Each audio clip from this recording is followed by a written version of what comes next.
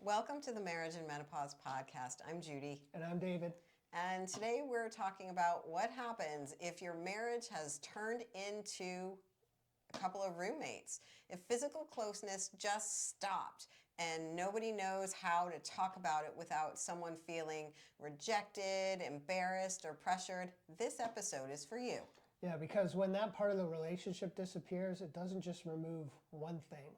It changes the whole temperature of the marriage. That's true. And menopause can absolutely be the match that just sparks it all up and lights it. Not because you don't love each other, but because bodies change, your sleep changes, hormones change, and the rules that you had before, they just stop working. Right. Today we're going to say the quiet parts out loud. Then we're giving you an actual plan so that you can rebuild closeness without pressure or resentment. We're not doctors, we're not therapists. This episode is for couples like us who didn't want our marriage to end and really wanted to reconnect again. We'll tell you what's happening and what to do about it. So follow along so you don't miss the plan. All right. Nobody tells you that menopause can shut down desire completely. Not because you don't love your husband, but because your brain is just running on empty. Here's what can stack up all at once. Desire drops sometimes because your brain is exhausted. Arousal changes and it takes longer. Physical discomfort can make closeness feel irritating and even painful instead of good. And just sleep deprivation wipes out any remaining interest. Body confidence can take hints too, and touch itself can feel overstimulating or like nothing when your nervous system is already maxed out. And while all of that is happening, the spouse, me, is watching and translating it as, I'm not wanted, I'm unattractive, I don't understand what's happening. What changed? I'm not going to pretend that doesn't land hard because it does. Yeah, exactly. And that question, what happened, that is so relevant, I would say, because estrogen decline it's quiet. Like a woman doesn't know it's happening. The couple doesn't know it's happening. Nobody knows. And so that's why we're talking about this, because nobody talked to us about it, warned us about it, told us anything. And somebody should be talking about it. Right, that's why we're here. You need to understand what's actually happening before you can fix it. It's kind of like the 12 steps. You have to admit you have a problem. That's like the first step. So next we're going to show you the 4 patterns that couples typically fall into and, figure out which one is yours and just follow along. This is going to be fun. All right, these are, I guess, the 4 types of desire loss that I will tell you about. Most couples in this situation don't realize that there are 4 completely different reasons that desire loss happens, and the fix is actually different for each one. So which one are you feeling? There's pain avoidance. That's a big one. It hurts. So of course, if it hurts, you're not going to want to do it, and it's embarrassing, so you're not going to want to talk about it. The next one is exhaustion. I'm absolutely tapped out. I'm tired. Don't ask me for one more thing, right? Resentment. I'm doing everything around this house, and I'm not opening up to you while I feel completely like I'm on my own little island, lost somewhere. And then shame is a big one. My body feels foreign to me right now. Things have kind of shifted, a little menopausal weight gain. I don't want to be seen like this. And sometimes it's not just one, it can be more than one. Pain plus resentment, that's a brutal combination. And that one, if you've got those 2 together, is going to take much longer to untangle. Right, and just knowing the type or what you're going through right now, that's not a diagnosis. All this is meant to be is a starting point. You can't solve the right problem if you're misreading what problem you actually have. So we're going to talk about what not to do next, because most couples are accidentally going to make it all worse without realizing it. So just stay with us. A second. Do you want me to say that? No. Okay. Oh. Here's what not to do when you have declining intimacy. Most of the things couples do when this happens, it's just going to make it worse. So here's the short list. All right, the first one is guilt. Don't ever try to guilt someone into physical closeness. I mean, it just never works. Don't joke about it. Don't keep asking for it late at night when she's already exhausted. Don't act like touch is some kind of negotiation for more touch. Don't treat her like she owes you access to her body, because it's too much sometimes. Okay, and from the other side, don't just shut down and never address it. You know, silence is going to turn into the story, and then the story becomes she doesn't care. Or the story from her side becomes he only wants one thing. And those stories kill everything before anything even gets started. Yeah. The word reset, right? It's so used, but it's true. Sometimes what you just need is a reset. Something simple that removes the pressure and gives you something to rebuild from. Yep, and that's exactly what we're going to talk you through. So the reset is coming up, and it's just 3 steps, so it's manageable. No pressure is built in, so just keep on watching. All right, I want to tell you exactly what happened to me, because if this is what's happening to you, you need to hear that you're not broken and there's a way out. So we had a year or 2 where physical closeness just basically stopped. It wasn't a constant fight between us. It was simpler, and at the same time, it was harder than that. My estrogen was dropping, and I think what I noticed happened to me the most during that time was things just turned off. Like, I didn't think about sex.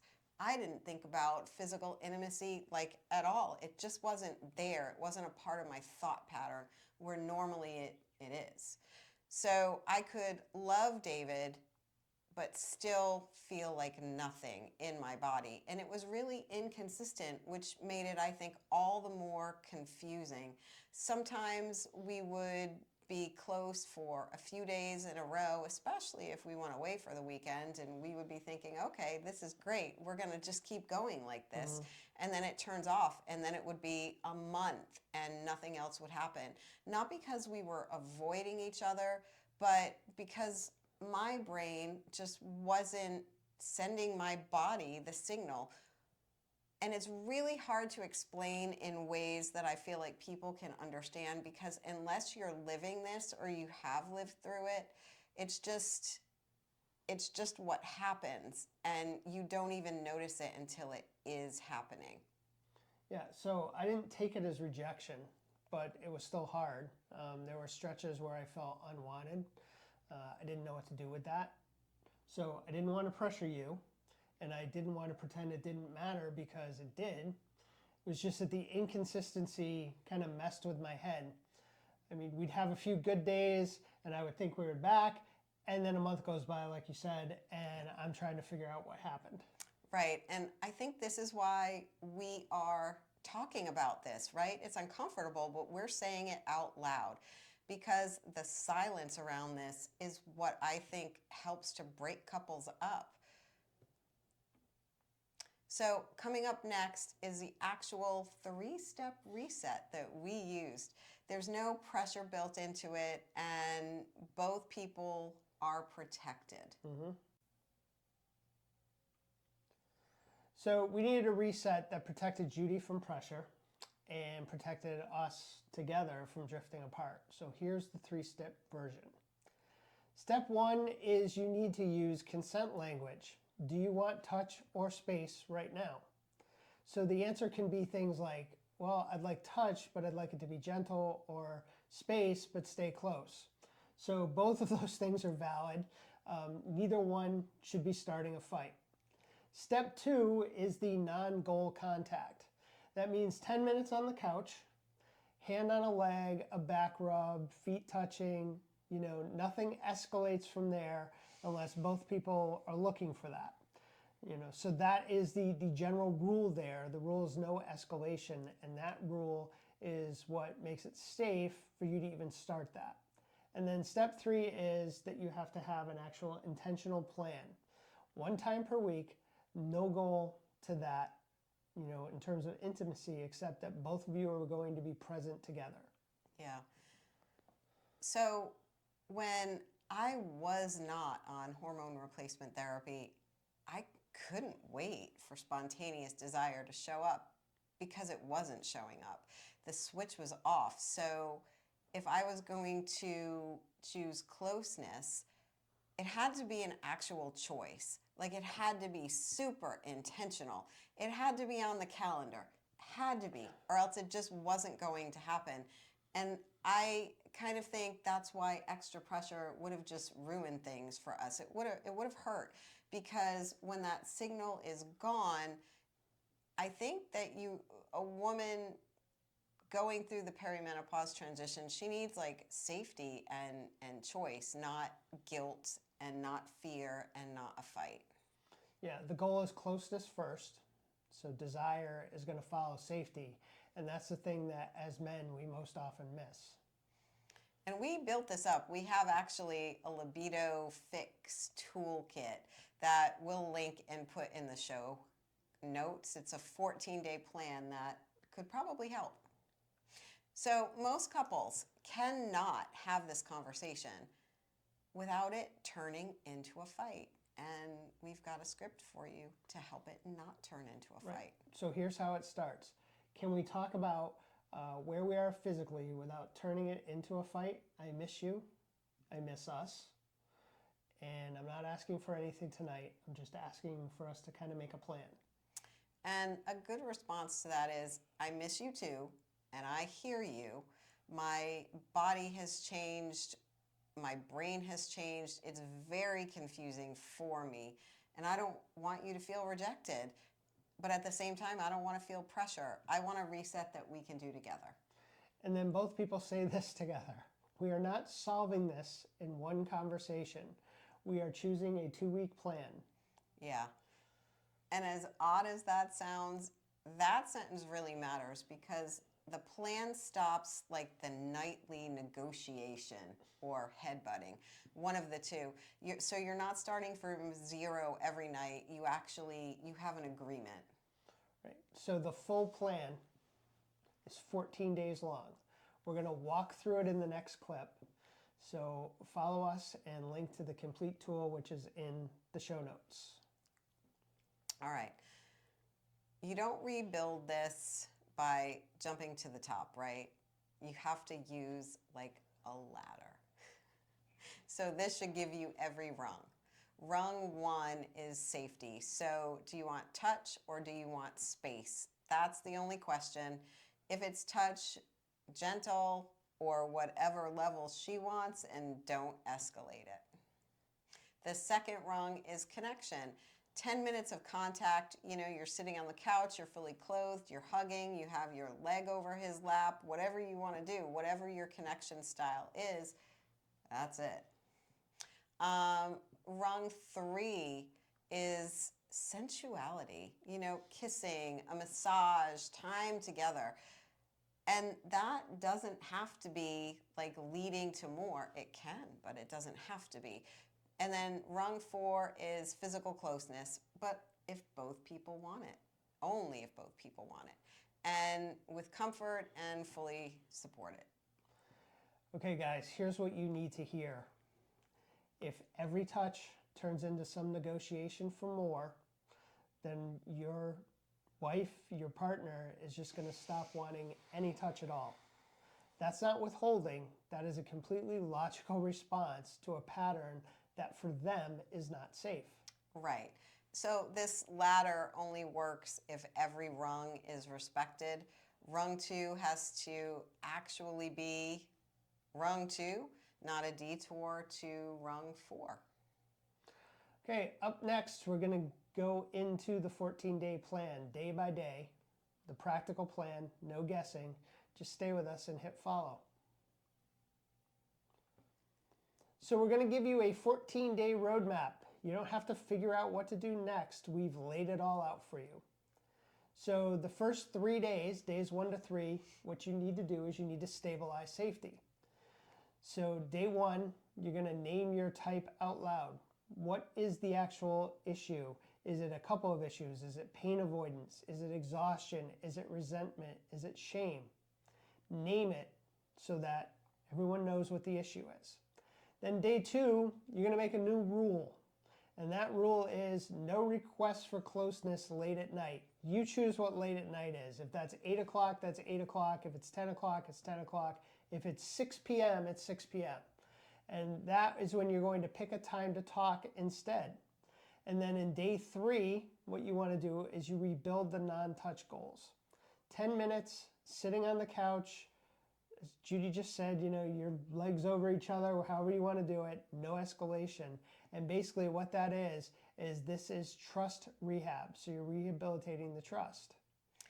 And so let's get into day 4.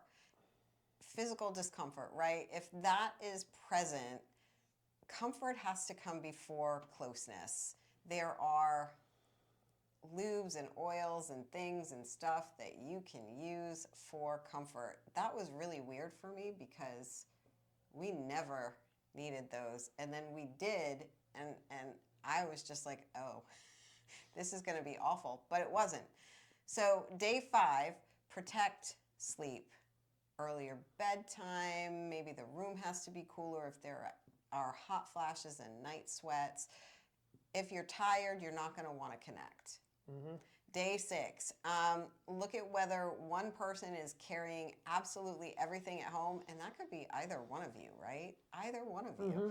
So that kills desire sometimes. So I think one concrete shift, getting together as a couple and figuring some things out can really be helpful. And then day 7, do a low connection. And then day 7, do a low pressure connection date. Just something nice and easy, coffee, a walk, a movie, something. No pressure. So then you're finished with the first week and you move into the second week. So days 8 to 11, the whole point is to build desire with predictability. So you want to set an intentional time when the energy is actually higher. So figure that out. For some people it's earlier in the day. For some people, they're night owls. So you kind of have to work that out between the two of you. You're going to flirt without any expectations of it continuing on to anything else. You're just going to try that sensual rung. And then as you move through days 8, 9, and 10, and you get to day 11, that's when physical closeness could possibly be on the table, but only if both people genuinely want it. If discomfort shows up, that's when you're going to stop and you drop back to rung 2 or 3. And if you've not dealt with this yet and you're looking at us going, that's so stupid, it'll hit you. And then you'll be like, oh yeah, okay, I get it. I get why they said that. Mm-hmm. Because it actually happens. And it was never something that we thought we would ever have an issue with until we did. And that's how this came about. So there's a couple of questions that we would check in with each other. What felt good? What felt stressful? And kind of choose your weekly rhythm and keep it going. Because what worked for us might not exactly work for you because we're different people. So see what works for you guys and just kind of keep it going. Communicate. That's the important part. Now, you don't have to try to remember all of this because the complete plan with all the scripts and the ladder and all the rungs is in our Libido Fix tool. And again, that link is in the descriptions and the pinned comment. So don't try to guess through this or try to go, what was day 8? Just use the tool. Yeah, easy. So because a marriage without physical closeness isn't missing just one thing, it's missing everything, right? It's missing that feeling close connection, and that is what we're actually rebuilding here. When this part of your marriage just disappears, it's not only about physical absence, because anybody can take 10 minutes by themselves. Take care and scratch that itch, right? Yep. I'm thinking about what you can say on a podcast and what you probably can't say on a podcast, and I don't know. Okay. But when women feel alone in a relationship, they stop wanting to be close. And when men feel rejected, they stop reaching out and they withdraw. So when that happens, just both people are alone. Right. And then at that point, then the stories start. And they're not like they're stories in each of your heads. You know, the story in your head, gentlemen, is going to be she doesn't care. And the story in her head is he only wants one thing. And those two stories running in parallel in the same house are just going to kill everything if you just let them run long enough. Yep. So we want to rewrite the story. The story is perimenopause is a part of this now. And perimenopause is a big deal. It really is. I mean, it does a lot of things, but there is a pathway through it. The only way out is through. So that's what we're looking at. And that is the whole point of this episode. Just remember, neither one of you are broken. And you're not incompatible. I mean, you got together at some point and you were compatible. You're still compatible. It's just that perimenopause has reared its ugly head and has caused all kinds of issues. You're dealing with this hormone-driven transition that nobody warned either one of you about. And now, at least, you have a plan. Yep. So the step-by-step plan that we created, it's a really good tool so that you at least have something to reference. The Libido Fix tool has the ladder, the scripts, the 14 days, a format, at least something to get you talking, right? It's at least something that addresses the elephant in the room. So the link is in the show notes. We are Judy and David. And wherever you are in this journey, you don't have to walk it alone.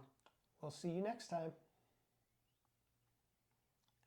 That was so bad. We're going to do that at the end. What? Because I have to do this part. And it messed it up and it put this last. Okay. So I need to find a segue in my brain. I'll cut all of this out. Okay. Now we have a little bonus for you. I saw a podcast, interestingly enough, by one of my favorite people, Dr. Mary Claire Haver. She and Dr. James Simon just did a podcast recently within the past month or so, I think, and they talked about something that most couples had never even considered as an option. So it's called outer course, and if physical intimacy has become complicated, if it's uncomfortable, or just has stopped, this conversation is worth your time. Mm-hmm. And I want to tell you that the two doctors I talked about, they're very credible voices in women's health. And they had the exact conversation that we wish most doctors would have with us in a 15-minute appointment, right? That little quick appointment you go in for. But they talked about what closeness can look like when kind of the old playbook stops working, and they didn't sugarcoat anything. So I was really happy about that.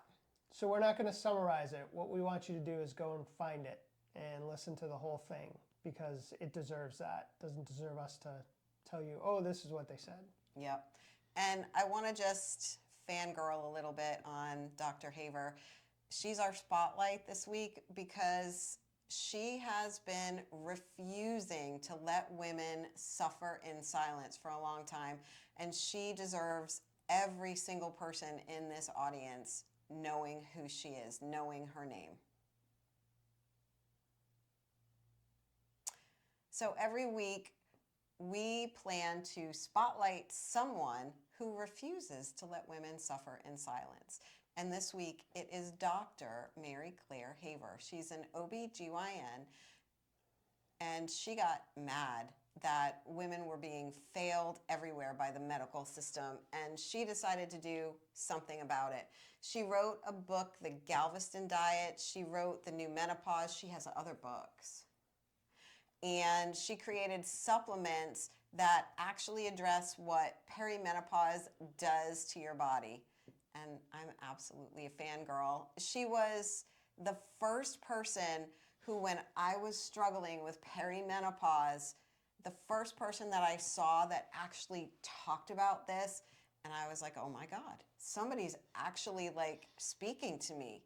And she'll probably never know who I am, but she absolutely changed my life in a way that I can't even explain.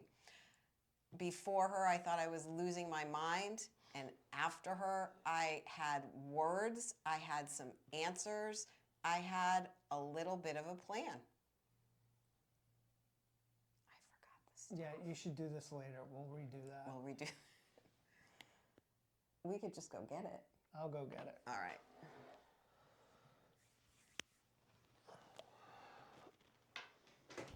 What do I need?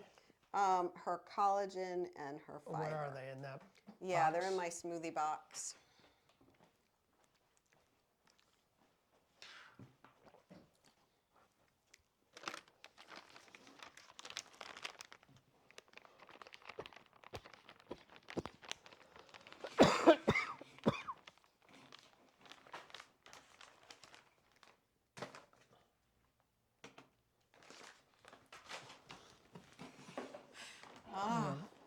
Oh, do you need to shut the door? Oh, the dogs aren't out. Yeah, but Zach would, decide to come walking in and make all kinds of noise. All right, hold these for a minute. And I'll reach out and get them. I think I was here at some point. Yep. You can't be. Well, I can't hold them in. That's going to look obscene. No one's going to see that down there. All right, now just give them to me. I got them. Okay.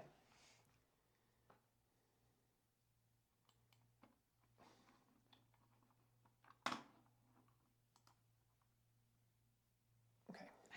I did the whole thing. Yes, but do this again because you were supposed to hold fiber and collagen at chest height, label facing the camera. This is supposed to be a standalone vertical clip. This is? Yes. What do you mean? Like it stands by myself? You're not going to do... So I have It's to not do going to be a clip this? as part of the podcast. It is, though. Not according to this. This is a standalone clip. Yeah, but that's not what Okay. I'm doing. All right. Here, give me those. And I will hand those to This you is when it comes awkward. up to that. Okay. Go ahead. And I actually even have her products that I want to show you. The whole thing? Why don't you start the whole thing and then you can Because just I stitch like it in what later? I said. Okay. I can just cut all of Okay. this out. Okay. I can just clip it. Okay.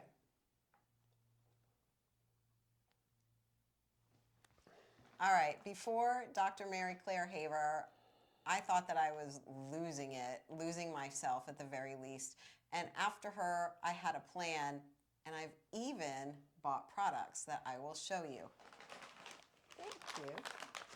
All right, these are well used. This one's my new one. This is collagen. This is really important because it is Verisol collagen and it has Fortibone in it. So if you're concerned about your bone health, right, this is a good one.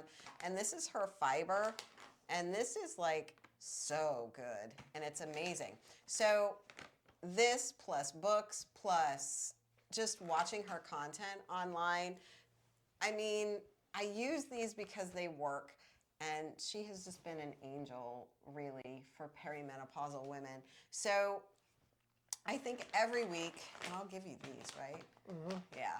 So every week we are going to talk about this, and this is the we deserve better part of the show because we do deserve better. So I want to talk about what this world could look like, right? That what our daughters inherited.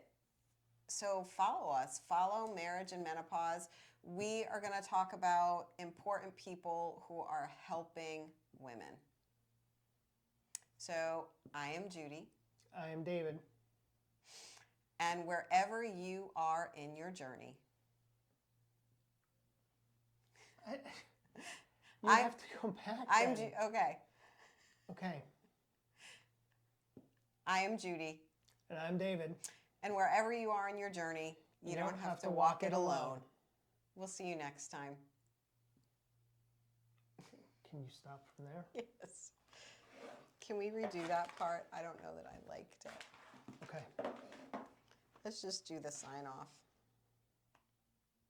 Do we have...